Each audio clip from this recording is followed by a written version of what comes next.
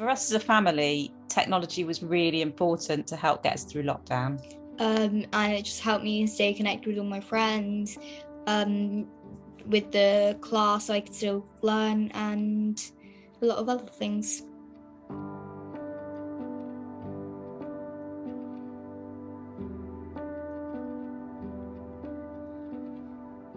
So the beginning of the pandemic was really scary because of the unknown. We didn't know what it meant, really.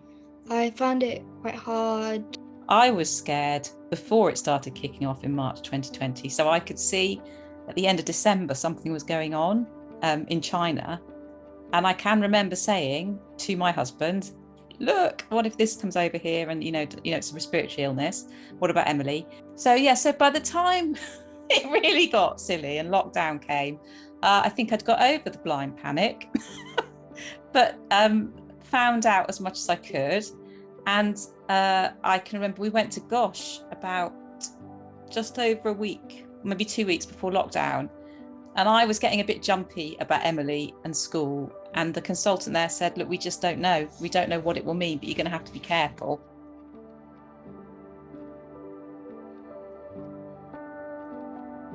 January and February, I think it was just normal.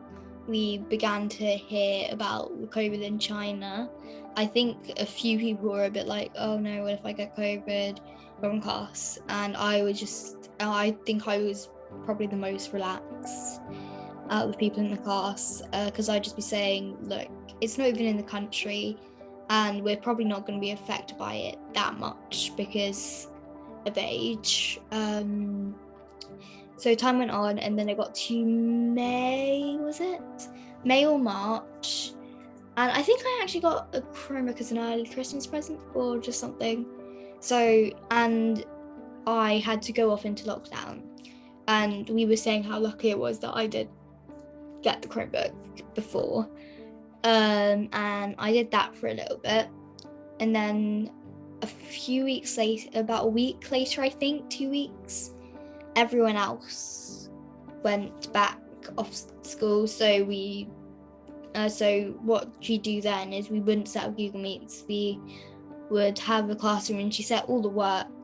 Our teacher she'd set all the work on the classroom and we'd all just do it and send pictures, if it's something to draw.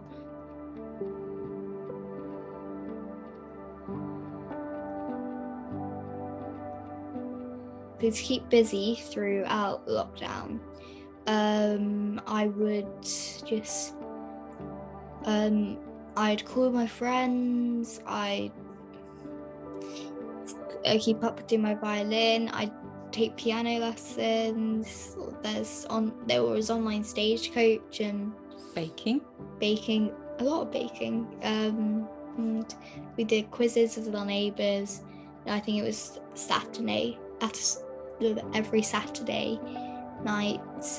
Yeah. You went for walks and played in the garden? Yeah.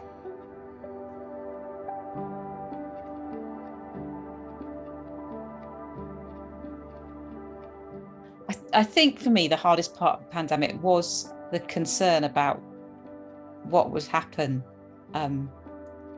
if Emily became ill.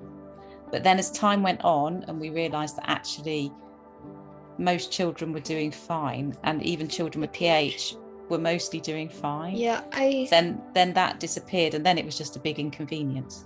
Yeah.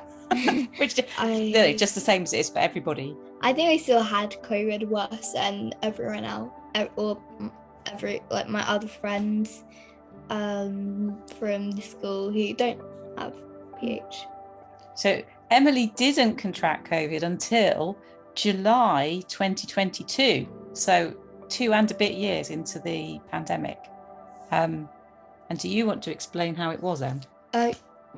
Yeah. And I was more puffed out than usual because my body couldn't process the pills that I took like they usually would, and I just found that everything was a bit harder because I couldn't really make abrupt movements without being a bit dizzy, or I couldn't stand up for that long.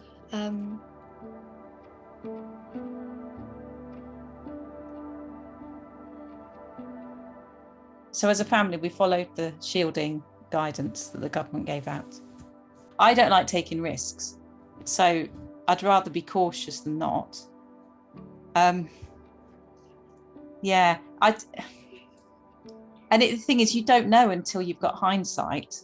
Because I think what was needed or what was going to happen in the end anyway. And nobody was vaccinated back at the start. We've had COVID after vaccines. I have had.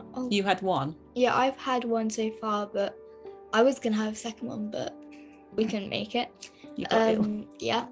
Before I had the vaccine, I hadn't had any COVID at all. Because the only time that I had COVID was actually after I had the vaccine.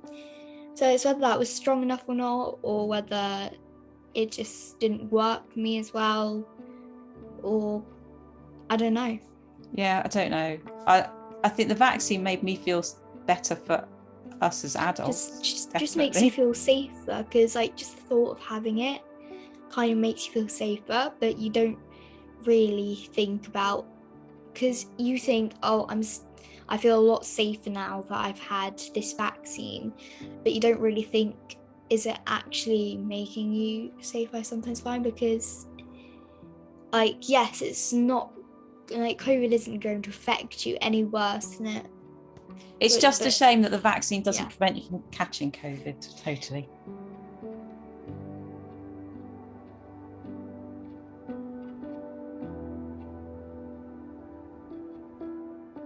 Yeah, so the pandemic did give us a lot of extra time. All four of us, Emily has a sister and her dad, were home.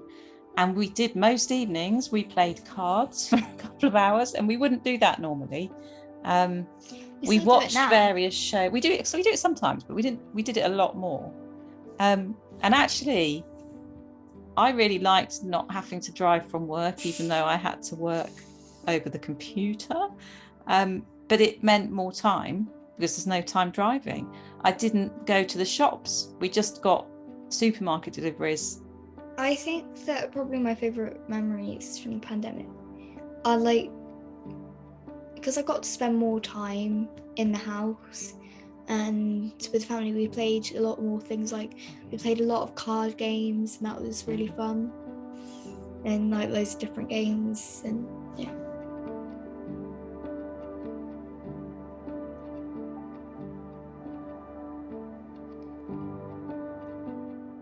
I think that with the pandemic, having PH, that it made it a little bit harder, I think, because I didn't see as much my friends as I would have if I didn't have PH. That like I couldn't.